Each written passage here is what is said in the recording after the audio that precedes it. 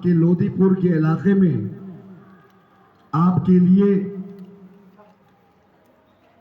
कुछ एक पैगाम लेकर आया हूं।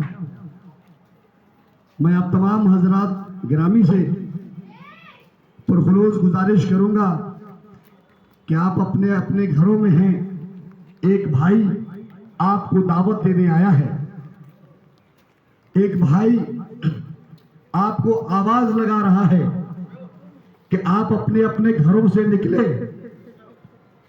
और एक छोटी सी दावत पे हम और आप एक दूसरे के सामने रूबरू हों। मैं आपसे बहुत दबाना गुजारिश करता हूं कि आप अपने अपने घरों से निकले और 10 मिनट के लिए इस नाचीज की बातों को सुने।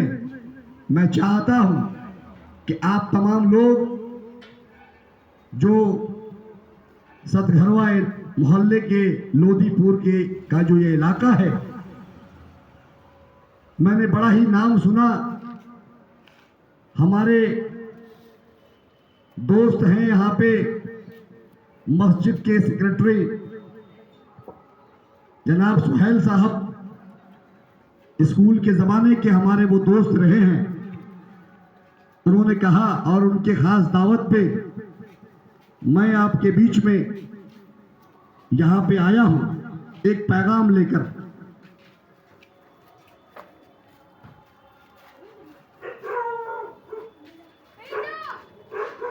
मैं आपको एक पैगाम लेकर आपके बीच में आया हूँ। पर्दे नशी इज्जतदार माँ बहनें अपने छतों के झरोखे पे खड़ी हो जाएं और इस नाचीज भाई की बात को सुने। मैं चाहता हूं कि आप मेरी बातों को जरूर सुने, अपने घर के छज्जे पर साइड में आ जाएं और एक एहतराम के साथ आ जाएं कि आपको कोई देख भी ना सके और आप मेरी बात को सुन भी ले। आपका पर्दा हो जाए और आप मेरी बात को आपके कानों तक पहुंच जाए। मैं इसके लिए आपको आवाज लगा रहा हूं कि सतघरवा इलाके से हमारे भाई जो लोग भी बांकीपुर विधानसभा के लोग हैं, जो लोग चाहते हैं कि इस बांकीपुर विधानसभा के अंदर एक बड़ी बदलाव की जरूरत है, मैं उनसे अपील करना चाहता हूं।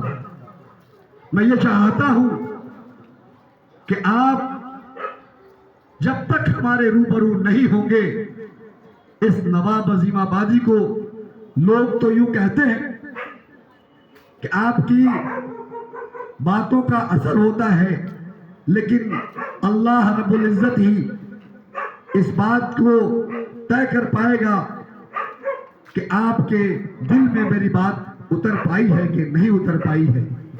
लिहाजा शर्त यह है कि आप अपने घरों से, अपने आराम गाहों से निकले और इस नाचीज की बातों को सुनने के लिए मेरे सामने रूबरू आ जाएं। मैं आपसे गुजारिश करता हूं, बहुत दबाना गुजारिश करता हूं, अपील करता हूं कि आप हमारे इस छोटे से मजलिस में शामिल हो जाएं।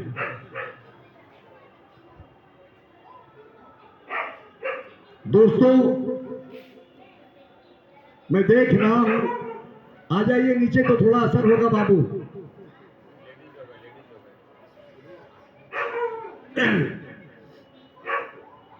औज़ु बिल्लाहि मिनश शैतानिर रजीम, बिस्मिल्लाहिर रहमानिर रहीम। पर्दे नशी इज्जतदार माँ बहनें, हम उम्र नौजवान साथियों, बुजुर्गों और हमारे इस इलाके के नन्हे नन्हे छोटे छोटे बच्चों, ये नाचीज आपके बीच में एक पैगाम लेकर आया है। पैगाम यह है कि आप अपने अपनी पहचान को बरकरार करने के लिए, अपनी पहचान को बनाने के लिए इस पॉलिटिकल निजाम को, ये जो राजनीतिक सिस्टम है, हम हिंदुस्तान के अंदर में रहते हैं और हिंदुस्तान एक जमहूरी निजाम है। इस जमहूरी निजाम में हर फर्द, हाँ वो हिंदू हो, मुसलमान हो, सिख हो, ईसाई हो, चाहे वो किसी भी जात, बिरादरी और फिरके के लोग हों, हिंदुस्तान के आईन ने हमें और हमारे हिंदू भाइयों को अपने अपने रिलीजियस के, अपने अपने धर्म के एतबार से हमें हर वो अमल करने के लिए स्वतंत्र किया है, चाहे वो आपका खाना हो, पीना हो, स्कूली शिक्षा हो, पहनना हो, ओढ़ना हो, बच्चे हो, बच्चियों हो, सबको बराबरी सम्मान। और बाबा साहब भीमराव अंबेडकर ने जो इस संविधान को बनाया है, बड़े ही सोच और विचार के साथ, आप हिंदुस्तान के संविधान के बानी को, जिसने हिंदुस्तान के संविधान को लिखा है, यूं तो आप तमाम लोग जानते हैं कि हिंदुस्तान के संविधान को बाबा साहब भीमराव अंबेडकर ने बनाया। बाबा साहब भीमराव अंबेडकर को तमाम लोग जान रहे हैं, लेकिन उनके पीछे कौन कौन लोग थे, पर्दे के पीछे कौन लोग थे, उनको कौन लोग साथ दे रहे थे संविधान को बनाने में? क्योंकि संविधान बनाने के लिए कोई एक दिन का काम नहीं था या एक दिमाग का काम नहीं था। संविधान बनाने के लिए अलग अलग तरह के आइडियोलॉजी के लोग, अलग अलग तरह के सोच और विचार रखने वाले लोग, ये तमाम लोग ऐसे थे जिन्होंने भारत देश जब आजाद हुआ 1947 में, तो उस वक्त हिंदुस्तान का हाल ये था कि अंग्रेजों के साथ जंग लड़ते लड़ते, अंग्रेजों को भगाते भगाते हमारे हिंदुस्तान की माशी हालत इतनी कमजोर हो गई थी कि हमारे पास में कोई वसाइल नहीं बचा था कि हम लोगों के बीच में जाकर के अपनी बात को रख सके। उस जमाने के लोगों ने जब संविधान बना, तो बनाने की बात आई तो लोगों ने कहा बाबा राव भीमराव अंबेडकर ने बहुत पढ़े लिखे शख्स थे, उसके पीछे में, उनके पीछे क्रिश्चियन भी लगे, मुसलमान भी लगा, उनके पीछे कई लोग थे जो लगे कि नहीं बाबा साहब, हम आपको सपोर्ट करेंगे, जहां हमको मेरी जरूरत आपको पड़ेगी हम आपको सपोर्ट करते। 1950 में जब हमारा संविधान लागू हुआ, तो उसके बाद कहा गया कि अब इस संविधान को इंप्लीमेंट करने की जरूरत है। जब संविधान बना है तो अब इसको लागू करना है, और जब लागू करना है तो इसको एक बार नजरसानी कर लिया जाए, देख लिया जाए, समझ लिया जाए कि क्या किसी के साथ कोई नाइंसाफी तो नहीं हुई है।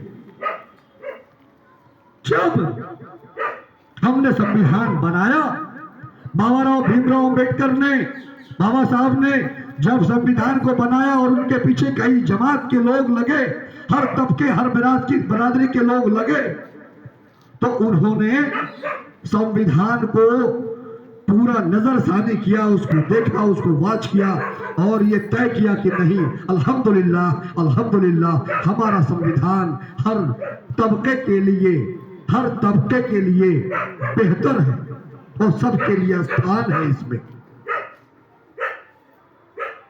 आपको मैं बताता चलूं कि मैं उस पार्टी का उम्मीदवार हूं जिस पार्टी के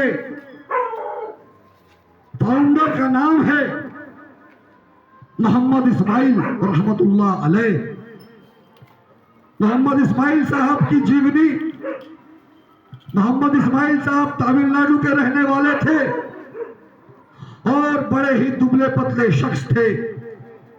जब भारत देश आजाद होने लगा, टू थ्योरी नेशन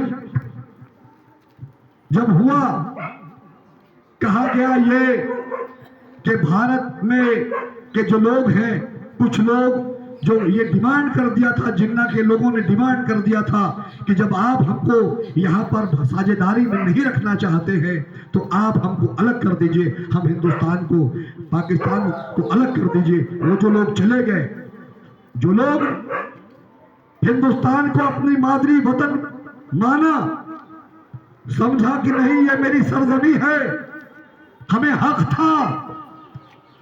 हक था कि हम पाकिस्तान चले जाते, लेकिन हमने अपने सरजमी को चुना। इसलिए चुना कि हिंदुस्तान के अंदर में हमारे आबाओ अजदाद की जो निशानियां हैं, कहीं मेरे जाने के बाद ये खत्म न हो जाए। हमने हिंदुस्तान को चुना। हमारे मसाजिद का हिफाजत कौन करेगा? हमारे असलाफ की निशानियों की हिफाजत कौन करेगा?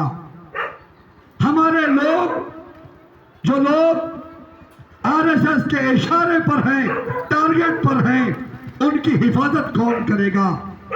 उन लोगों में से एक थे मोहम्मद इस्माइल साहब, जिन्होंने पाकिस्तान को लात मार दिया। उन्होंने कहा, और उनके साथ में जो लोग यहां रहे, उन्होंने कहा कि हम कतई इस बात को बर्दाश्त नहीं करेंगे कि हिंदुस्तान दो टुकड़े में हो। जिनको जाना है जाओ, तुम्हें तुम्हारा देश मुबारक। हम इस देश की मिट्टी में हैं, बने हैं इस देश की मिट्टी से, हमारे बाप दादा यहां पैदा हुए हैं, हम मरेंगे तो इस सरजमी में ही दफन होंगे इंशाअल्लाह रहमान। आज उनकी कुर्बानियों को चैलेंज किया जा रहा है।